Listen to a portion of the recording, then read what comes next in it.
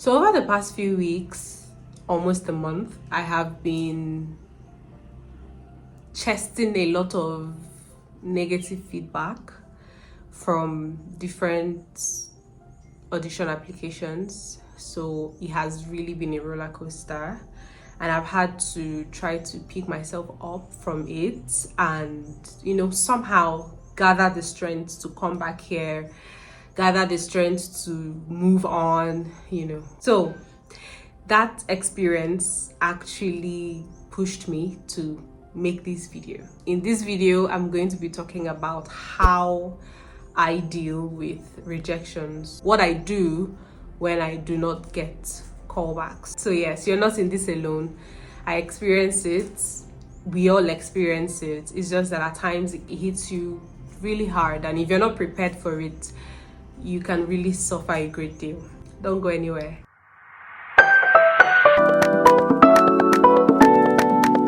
So like I said in the beginning, we all have experienced rejection at one time or the other in our journey to greatness. Here's the very first thing that I do. I try to remember that I have to stay positive. Look, no matter what you're going through, once you lose the will to remain positive, once you lose hope, that's like the end of it. So I just always remember to stay positive and understand that the fact that I got a no from casting directors does not really define my worth. I might just not be a good fit for that particular project. It doesn't define my talent, it doesn't define my skill. It doesn't mean that I am a bad actor. It doesn't mean that I'm bad at what I do.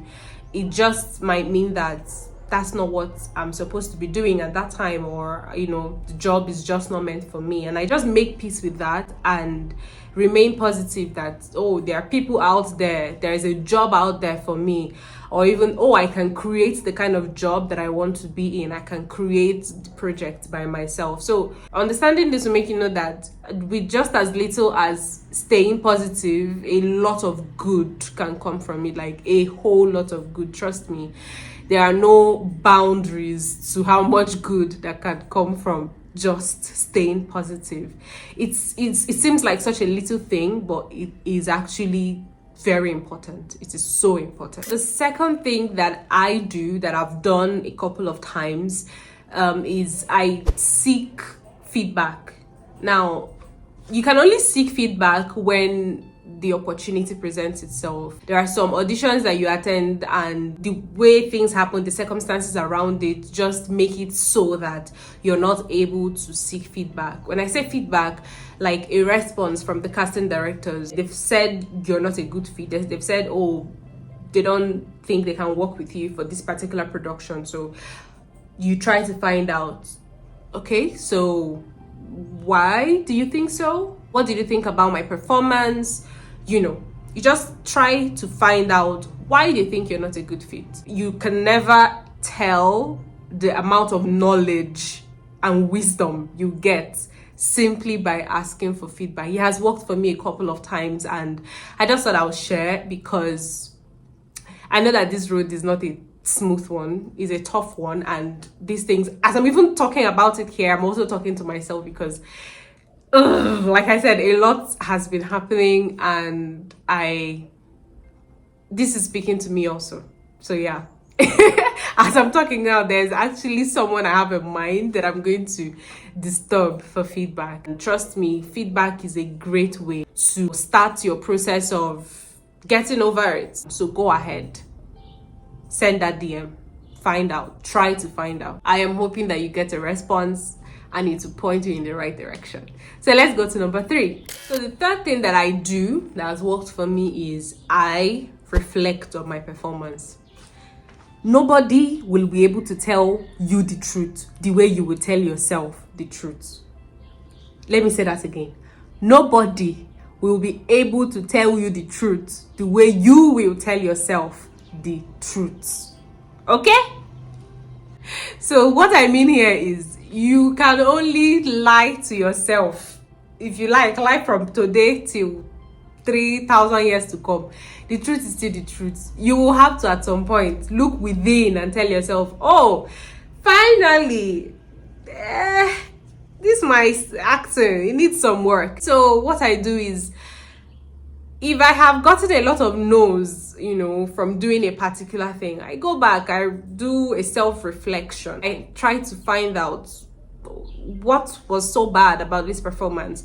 Let's say it was an audition that I had to record self-tape monologues for. I go back and I watch the monologue. In situations where the medium to submit this monologue is on Instagram, and then you're asked to use a hashtag, and then you can go back and search for that hashtag to see the submissions of every other person. That's a great one. I've used this a lot. So what I do is, after submitting, I go back, like when I'm self-reflecting, I go back, I look at my submission once again, look at it thoroughly. Now I'm looking at it to try to find out what I can do better. I'm looking at it, I'm trying to make it better. I tell myself the truth. That's the bottom line. Tell yourself the truth. If you do an amazing job, you will feel it, and you will know that I did an amazing job. Maybe I was declined because I don't look like the character they have in mind, or because of something else. Okay, so trust me, self-reflection has nothing beats it. Okay, of all the things, nothing beats self-reflection, because you will know if you do a kick-ass job. All right, okay, so let us move straight to number 4 now, is it? So let us be frank with ourselves. If you have actually ever gotten no, or you a serial no collector, like you a serial, let me speak it like funny, you a serial no collector. You a collector of no's, okay? You've been attending auditions and you've never gotten a yes. It is difficult to actually continue practicing and continue working at your craft the way everybody will say. But the truth is, that is just what you have to do. The minute you tell yourself, you see this thing, I'm done. Or you remember, let's say practicing and working at your craft, and you tell yourself, I have something better to do. That is the beginning of your failure. I'm not a practicer of this as much as I'm preaching it now. So this is a note to myself, note to self. Don't stop practicing and preparing. It is so important. Do not let these no's discourage you to the extent that you do not want to get up and practice your craft. This is our craft. The minute you stop it, it will leave you. That's the truth. You're stuck where you were. Okay? So yes, never, ever, ever stop practicing. Note to self, never stop practicing. Note to you, never stop practicing. Don't let these people get you down. Okay? Thank you. Let us get on with the next point. Another thing I'm going to mention is that you should use the experience. You see the failure experience, maybe failure is such a harsh word. You see the getting no experience, getting a lot of no's, that experience is as a motivation to work harder. Some people say that the best revenge is success. So keep working at it, keep practicing, keep honing your craft, and one day it's going to pay off. As if they pain you, say they tell you no. Use that pain, channel the pain to working hard and ensuring that when the job that is for you comes along, when that big job comes along, all your preparation would speak for you. And the truth is that if you see somebody who is prepared, you will spot it. Like, you will know, it can't hide. Okay, so the very next thing is I network and I try to build connections in the industry. If you've not understood this thing by now, then you're not really understanding the industry that you're in. Our industry thrives on presence. If you do not go to events, if you do not network, if you stop networking, if you stop going out to events, stop relating and trying to connect with your colleagues in the industry, you will be forgotten. There's something called out of sight is out of mind. It works in this industry. So something I have noticed is that even when I'm not auditioning for roles, as long as I'm still remaining in contact with the people I know in the industry and I am nurturing the connections that I have, just as simple as going out for a movie date with a director friend. That's how somebody would just, yes, Amaka, I just remembered. Okay, so there's this production. And I want you to play, You see where I'm going with this? So as long as you're being seen, as long as, see, you have the talent, okay? So at times there are some other teeny tiny factors that come in to play roles, all right? If you're not attending relevant events, if you're not being seen in the industry, if you're not seen at events where people in your industry come to, you know, socialize and all that, you will be out of mind. Most directors do not even put up casting calls. They just, peek around. I know this person. I know that person. I know that person. Let me just bring them together and make my movie. So imagine that they're not seeing you. How would you come to mind and they'll decide to use you for the film or for the project? You get my point now. You know this and no peace. Okay? This particular point is so important that I would need your attention. Okay? So I'm drawing your attention. Take care of your emotions. Look, I know how draining getting a lot of no's can be. I know how draining it can feel. So what I have done in this situation is talking about how I feel with family members, with God, with friends.